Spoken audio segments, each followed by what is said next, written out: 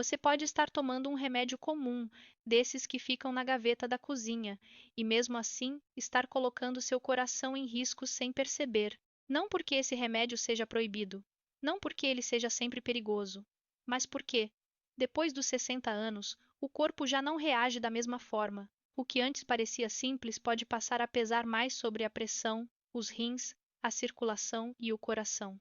Eu sei que muita gente pensa assim, mas eu sempre tomei isso e nunca aconteceu nada.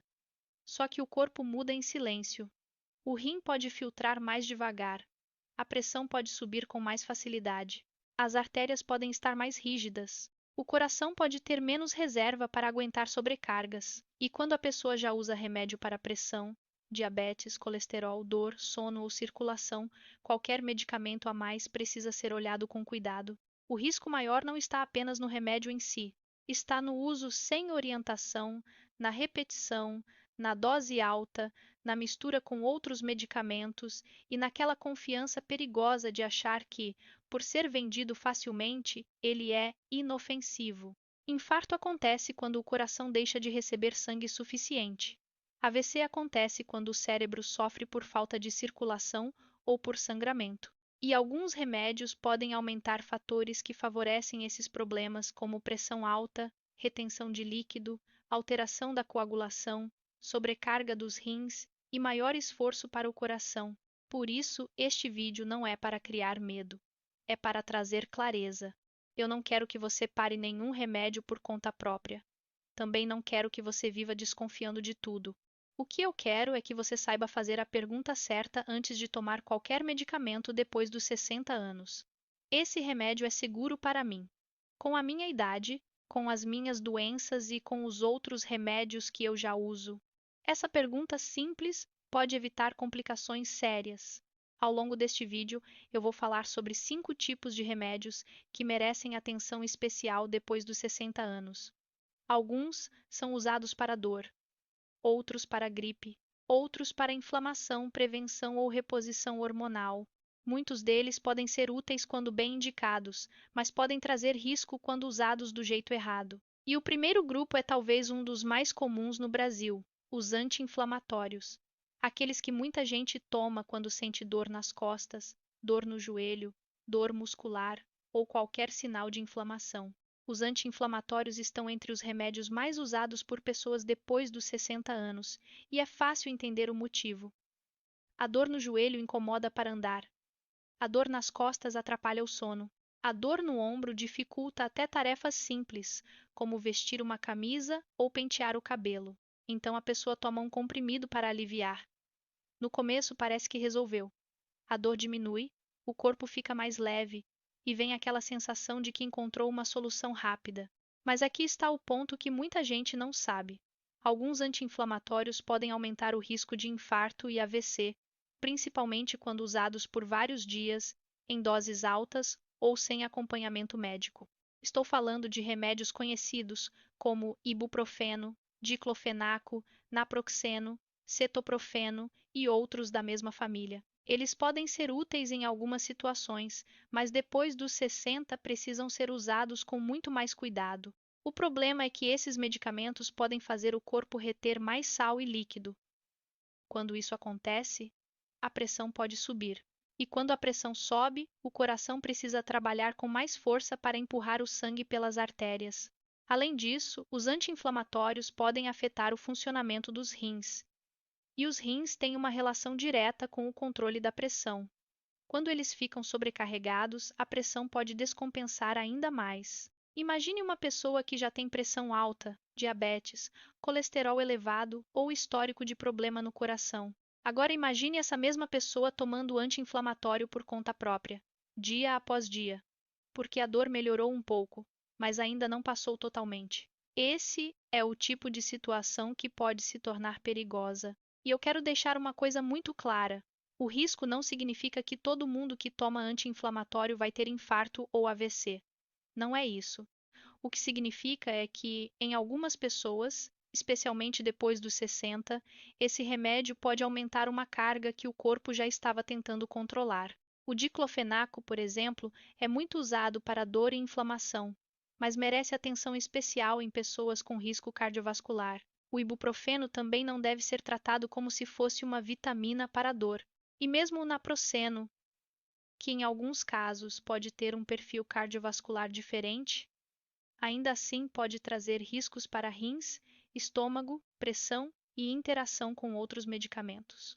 Outro erro comum é misturar anti-inflamatório com remédio de pressão, diurético ou anticoagulante sem avisar o médico. Às vezes a pessoa pensa, mas é só por alguns dias.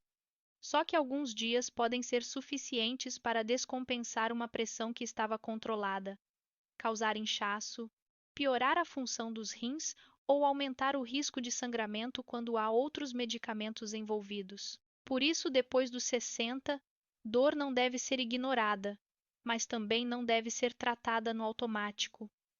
Sentir dor é um sinal de que algo precisa ser avaliado, e tomar anti-inflamatório repetidamente apenas para ir levando pode esconder o problema e criar outro ainda maior. Se você usa esse tipo de remédio com frequência, vale conversar com seu médico e perguntar quais são as opções mais seguras para o seu caso. Às vezes, ajustar o tratamento da dor, fazer fisioterapia, investigar a causa ou escolher outro tipo de medicamento pode ser mais seguro do que repetir anti-inflamatório toda semana. E fique atento a sinais como falta de ar, inchaço nas pernas, aumento da pressão, dor no peito, tontura forte, fraqueza em um lado do corpo ou dificuldade para falar. Esses sinais nunca devem ser ignorados. Dor incomoda, eu sei, mas um infarto ou um AVC pode mudar a vida de uma pessoa e de uma família inteira. Por isso, antes de tomar anti-inflamatório por conta própria, especialmente depois dos 60 anos, pare e pense: esse remédio pode aliviar minha dor hoje, mas será que ele é seguro para o meu coração? No próximo ponto, eu quero falar sobre um remédio que muita gente toma achando que é simples e inofensivo: os remédios de gripe, principalmente aqueles que prometem desentupir o nariz. Remédio de gripe parece uma coisa simples. A pessoa sente o nariz entupido, dor no corpo, um pouco de mal-estar, passa na farmácia e compra algo para cortar a gripe ou desentupir o nariz. O problema é que muitos desses remédios têm mais de uma substância na fórmula. Às vezes, no mesmo comprimido ou sachê, existe remédio para dor, para febre, para coriza, para tosse e também um descongestionante. E é justamente esse descongestionante que pode trazer preocupação depois dos 60 anos. Substâncias como pseudoefedrina, fenilefrina e outras parecidas agem contraindo os vasos do nariz. É por isso que a pessoa sente o nariz abrir. Mas esse efeito nem sempre fica apenas no nariz. Em algumas pessoas, ele também pode contrair vasos em outras partes do corpo, fazendo a pressão subir e o coração bater mais rápido. Para quem tem pressão alta, arritmia, histórico de infarto, AVC ou doença nas artérias, isso pode ser um problema sério. O coração passa a trabalhar contra uma pressão maior e o corpo, que já tinha menos margem de segurança, pode descompensar. Eu me preocupo muito quando vejo uma pessoa depois dos 60 tomando remédio de gripe sem ler a composição, porque a embalagem pode parecer inofensiva, mas o conteúdo pode não ser adequado para quem já usa remédio de pressão, anticoagulante, remédio para o coração ou para diabetes. Outro erro comum é combinar vários produtos ao mesmo tempo. A pessoa toma um xarope, depois um comprimido antigripal, depois um chá com outro medicamento e acha que está apenas tratando sintomas leves. Só que, sem perceber, pode estar repetindo substâncias ou misturando remédios que aumentam efeitos indesejados. E aqui também vale a mesma regra. O problema não é tratar uma gripe. O problema é tratar no automático, sem considerar idade, pressão, doenças existentes e os remédios que a pessoa já usa todos os dias. Depois dos 60, antes de tomar qualquer antigripal, vale olhar o rótulo com calma. Se tiver pressão alta, problema no coração, arritmia ou histórico de AVC, converse com um médico ou farmacêutico antes de usar remédios que prometem desentupir o nariz rapidamente. Em muitos casos, medidas simples podem ajudar bastante, como hidratação, repouso, lavagem nasal com soro fisiológico e controle adequado da febre e da dor com orientação segura. Mas o mais importante é não transformar um sintoma aparentemente pequeno em um risco maior para o coração. E existe outro ponto. Se a gripe vem com falta de ar, dor no peito, confusão mental, febre persistente, queda importante do estado geral ou piora rápida, isso não deve ser tratado em casa como algo comum. Depois dos 60, infecções respiratórias podem evoluir de forma mais séria e precisam de avaliação. Nariz entupido incomoda, eu sei, mas nenhum alívio rápido vale o risco de descompensar a pressão ou forçar um coração que já precisa de cuidado. Por isso, quando falamos de remédio de gripe depois dos 60, a pergunta não deve ser apenas: isso vai melhorar meu nariz? A pergunta certa é: isso é seguro para a minha pressão, para o meu coração e para os remédios que eu já tomo?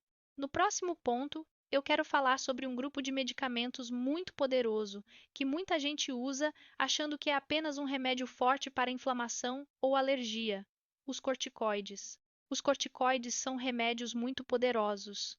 E justamente por serem poderosos, precisam ser usados com cuidado, principalmente depois dos 60 anos. Estou falando de medicamentos como prednisona, dexametasona, betametasona e outros parecidos. Eles podem ser importantes em crises alérgicas, inflamações, doenças respiratórias, doenças autoimunes e várias situações médicas. Mas o problema começa quando a pessoa passa a usar corticoide como se fosse uma solução rápida para qualquer dor, qualquer inchaço ou qualquer inflamação. Muita gente toma uma injeção ou comprimido de corticoide e sente melhora rápida. A dor diminui, a alergia melhora, o corpo parece responder. Só que essa melhora pode dar uma falsa sensação de segurança. O corticoide pode aumentar a pressão, elevar a glicose no sangue, causar retenção de líquido e piorar o controle de doenças que já existiam. Em uma pessoa com diabetes, por exemplo, a glicose pode subir bastante. Em quem tem pressão alta, a pressão pode descompensar. Em quem já tem coração mais frágil, a retenção de líquido pode aumentar o esforço cardíaco. Por isso eu costumo dizer que corticoide não é um remédio para banalizar. Ele pode ser necessário, sim, mas precisa de indicação, dose certa, tempo certo e acompanhamento.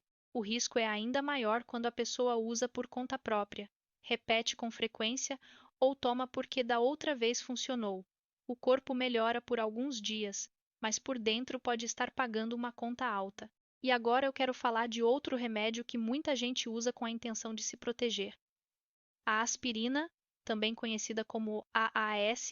A aspirina é um exemplo muito importante de que um remédio pode ser excelente para uma pessoa e arriscado para outra. Existem pacientes que realmente precisam usar aspirina todos os dias, especialmente quando já tiveram infarto, colocaram stent, tiveram AVC isquêmico ou receberam indicação médica por um risco cardiovascular específico. Nesses casos, a aspirina pode fazer parte de um tratamento essencial. E se ela foi prescrita para você, não pare por conta própria. Mas o problema é quando uma pessoa começa a tomar aspirina sozinha, depois dos 60, apenas porque ouviu dizer que ela afina o sangue ou previne infarto. Essa ideia parece simples, mas pode ser perigosa.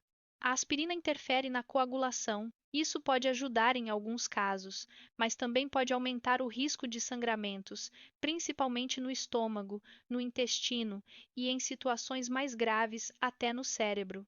Então a pergunta não é: a aspirina é boa ou ruim?